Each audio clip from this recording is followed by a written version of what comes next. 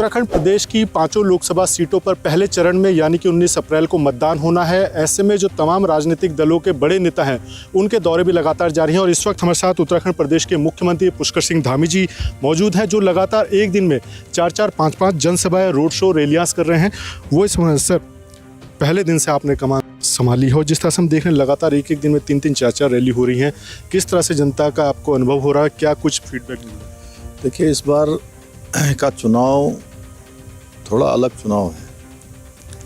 इस बार लोग मोदी जी को तीसरी बार प्रधानमंत्री बनाने के लिए स्वयं मैदान में हैं और मैं पूरे प्रदेश के अंदर अनेक स्थानों पर गया हूँ, सीमांत क्षेत्रों में भी गया हूँ, दूरस्थ क्षेत्रों में भी मैंने देखा है कि लोगों में एक अपार उत्साह है मतदान को लेकर और मोदी जी को वोट देने के लिए।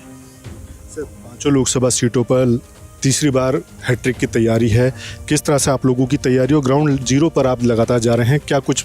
ये हमारे यहाँ पूरी तैयारी पहले से ही है, सारे संगठन के लोग काम कर रहे हैं, नीचे तक बूथ अध्यक्ष, हमारे पन्ना प्रमुख, सारे संगठनों की रचना पहले हो चुकी है, हमारे सारे कार्यक्रम हो चुके हैं।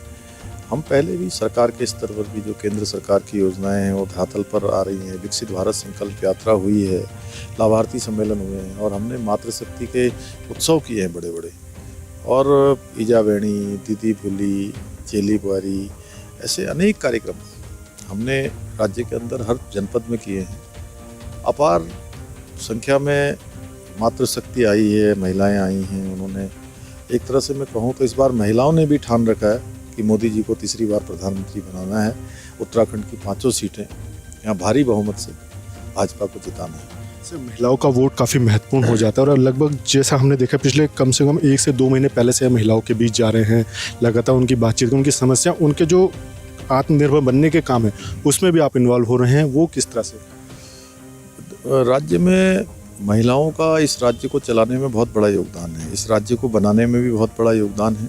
इसलिए मातृशक्ति आज स्वयं सहायता समूह चला रही हैं, स्थानीय जो लोकल हमारे उत्पाद बना रही है, वोकल फॉर लोकल के मंत्र को साकार कर रही हैं, अच्छे उत्पाद बना रही हैं। उनके लिए हम इस दीपावली में सशक्त उत्सव बहना योजना लेकर आए और ये योजना ने उनको एक स्थान दिया है, उनके उत्पाद बनाने के विपणन के जो रास्ते हैं वो रास्ते खोले हैं।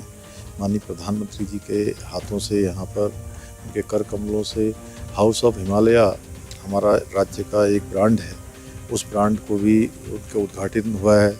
उससे भी महिलाओं को जो उत्पाद बना रही हैं एक बड़ा बाजार मिलेगा देश और विदेश के अंदर। सर, आपने कई ऐसी बड़ी योजनाएं दी हैं जिसको कई अन्य राज्य भी इम्प्लीमेंट करने की तैयारी कर रहे हैं, लेकिन उत्तराखंड में विपक्ष उनको बिल्कुल भी सिरे से नकार रहा है, गलत साबित कर रहा है। देखिए, विपक्ष के पास कोई मुद्दा नहीं है, विपक्ष मुद्दा विहीन है और वो भी मानते हैं कि हमने यूसीसी लगाया है तो पूरे उत्तराखंड का गौरव बढ़ा है, हमने नकल विरोधी कानून यहाँ बनाया है तो पूरे राज्य के नौजवान युवाओं के लिए एक विश्वास लौटाने का काम हुआ है। भर्तियाँ पारदर्शिता तरीक़ा से नकल विहीन होनी शुरू हुई हैं, सरकारी नौकरी में मातृशक्ति का, महिलाओं का 30% आरक्षण सुनिश्चित किया है। इसी प्रकार से हमने धर्मांतरण का विधेयक हम लाए हैं, दंगा निरोधी विधेयक भी लाए हैं जिससे कि दंगा न हो, किसी प्रकार की आगजनी न हो, लूटपाट न हो, सरकारी संपत्ति, निजी संपत्तियों का नुकसान न हो। तो इस प्रकार से हमने अनेकों काम किए हैं और अतिक्रमण के खिलाफ भी बड़ा अभियान हमने यहाँ चलाया है। साथ में हमने इन्वेस्टर ग्लोबल समिट किया है, G20 की बैठकें की हैं। तो ये सब सारे मुद्दे उत्तराखंड की जनता भली भांति जानती है। डबल इंजन की सरकार के कारण से ये सब संभव हुआ है। 4 धाम ऑल वेदर रोडें बनी हैं, कोई केदारनाथ पुनर्निर्माण का काम तेज़ी से आगे बढ़ा है, बद्रीनाथ का मास्टर प्लान बना है, 4 धाम के साथ साथ मानस खंड की भी जो है विस्तार की योजना बनी है। आदि कैलाश माननीय प्रधानमंत्री जी आए, माणा गांव में प्रधानमंत्री जी आए, उन्होंने निश्चित रूप से उत्तराखंड के प्रति उनका अपना एक जो लगाव है, उनके हृदय में उत्तराखंड बसता है, इसलिए सारे उत्तराखंडियों के हृदय में भी प्रधानमंत्री जी रहते हैं। चलते चलते एक चीज़ और पूछना चाहूँगा, कांग्रेस ने आज अपना मैनिफेस्टो घोषित कर दिया है और उसमें तमाम बातें की हैं, जिसमें अगर उत्तराखंड के परिप्रेक्ष्य में बात की जाए तो पहाड़ों में होते भूस्खलन को लेकर एक संस्था बनाने की बात कही गई है। साथ ही अग्निवीर योजना को पूरी तरह से समाप्त करेंगे, 1 नेशन 1 इलेक्शन समाप्त कर देंगे और एक जो बुलडोजर व्यवस्था बनाई गई है उस पर भी रोक लगाने की बात। देखिए, कांग्रेस ने देश में हमेशा तुष्टीकरण किया है। इस देश की आज़ादी के बाद 60 सालों तक कांग्रेसी पार्टी का शासन रहा है, उत्तराखंड में भी उनका शासन रहा है। इसलिए उत्तराखंड की जनता जानती है कि ये मैनिफेस्टो केवल और केवल चुनाव का मैनिफेस्टो है। अगले 15 दिनों का मैनिफेस्टो है। उसके बाद न उनको याद रहने वाला है, न किसी को याद दिलाने के लिए वो मैनिफेस्टो लाए हुए हैं।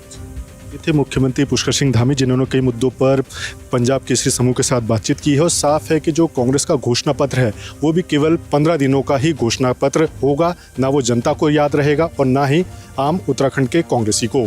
अपने सहयोगी रुपेश नेगी के साथ अजीत काम्बोज, देहरादून।